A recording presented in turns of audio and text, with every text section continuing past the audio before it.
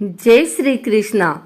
आइए सुनते हैं आज मंगलवार के दिन मंगलदेव की यह कहानी।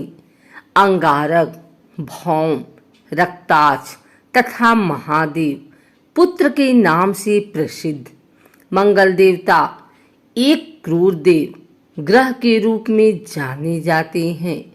त्रिशूल, गदा, पद्म और भाला या सूल धारण किए इस ग्रह का रंग लाल माना जाता है और इसका वाहन भेड़। वह सप्ताह के 7 दिनों में मंगलवार पर इसका आधिपत्य कहा गया है।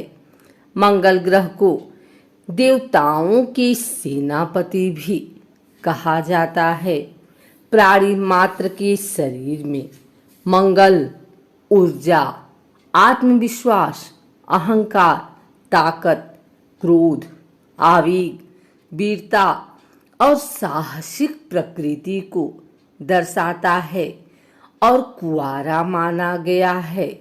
देवग्रह सूर्य, चंद्र और बृहस्पति इनके मित्र ग्रह हैं तथा बुध शत्रु है। मंगल मृगशिरा, चित्रा एवं घनिष्ठा नक्षत्रों का स्वामी है। अग्नि तत्व के मंगल का रत्न मूंगा, धातु, पीतल, तत्दिशा, दक्षिण व काल ग्रीष्म है। इन सब तथ्यों को समझने में मंगल देवता के जन्म की कहानी बहुत सहायक है। इस कहानी के माध्यम से मंगल से संबंधित जानकारी सहज ही हमें प्राप्त हो जाती है। आइए सुनते हैं मंगल देवता के जन्म की कहानी।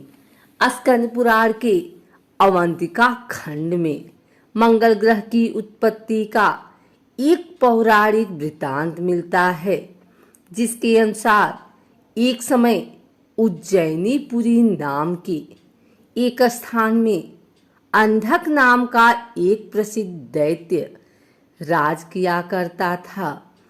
उसका एक महापराक्रमी पुत्र था, जिसको कनक दानव के नाम से जाना जाता था। कनक दानव के पराक्रम का अनुमान इस बात से लगाया जा सकता है कि एक बार उस महापराक्रमी वीर ने इंद्र को ही ललकारना शुरू कर दिया। इंद्र को इसका जवाब देने के लिए विवश होना पड़ा। सो इंद्र ने कनक के साथ युद्ध कर उसे मार गिराया। इंद्र उस दानव के पिता अंधक को भली प्रकार जानते थे। ये भी जानते थे कि अंधकासुर अपने पुत्र की मृत्यु का बदला अवश्य लेगा।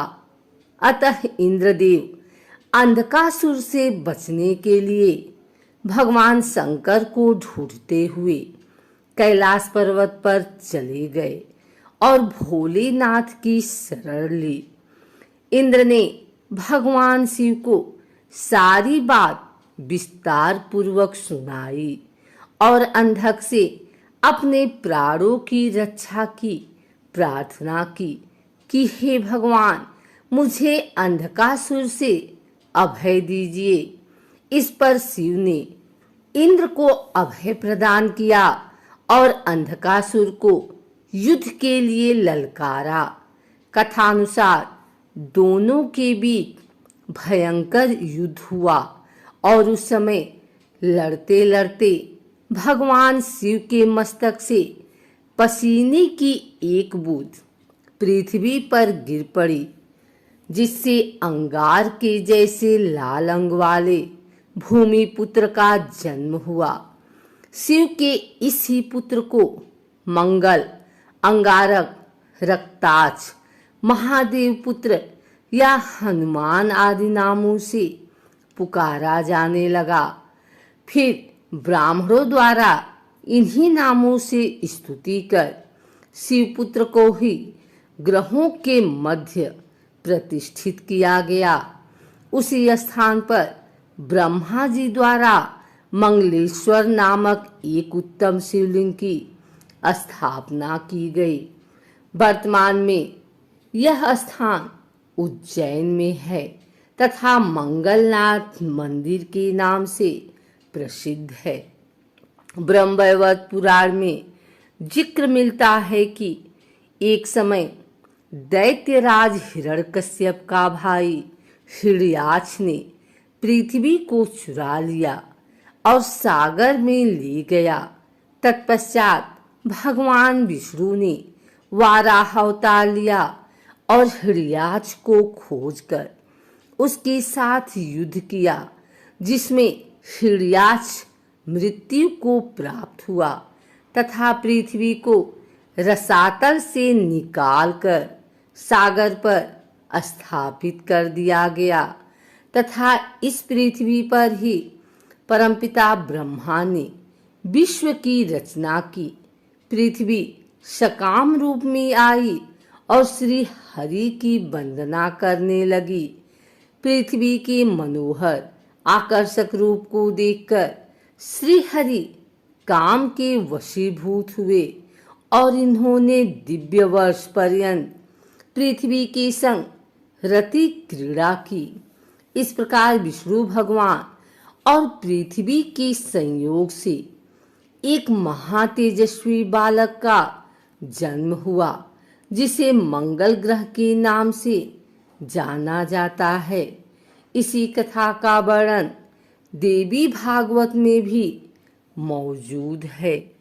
मंगलवार का दिन हनुमान जी और मंगल देव को समर्पित है। इस दिन व्रत रखने और हनुमान जी की पूजा करने से सभी मनोकामनाएं पूरी होती हैं। साथ ही इस दिन व्रत रखने से कुंडली में मंगल ग्रह भी मजबूत होता है। मंगलवार का व्रत रखते समय कुछ बातों का खास ख्याल रखने की जरूरत होती है। इस दिन जाने अनजाने में की गई गलती के कारण बजरंगबली आपसे नाराज हो सकते हैं। आइए जानते हैं इस दिन क्या नहीं करना चाहिए और किस तरह करनी चाहिए। अगर आप मंगलवार का व्रत रख रहे हैं तो कम से कम 21 मंगलवार के व्रत जरूर रखें। व्रत वाले दिन सुबह जल्दी उठें और स्नान के बाद साफ कपड़े पहन लें। इसके बाद पूजा स्थल की सफाई करें और एक चौकी में हनुमान जी की मूर्ति या प्रतिमा रख लें। हनुमान जी के सामने घी के या तेल का दीपक जलाएं।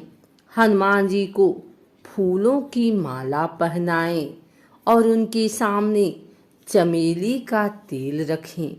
फिर पूजा करने के बाद हनुमान चालीसा का पाठ करें। हनुमान जी को प्रसाद अर्पित करें।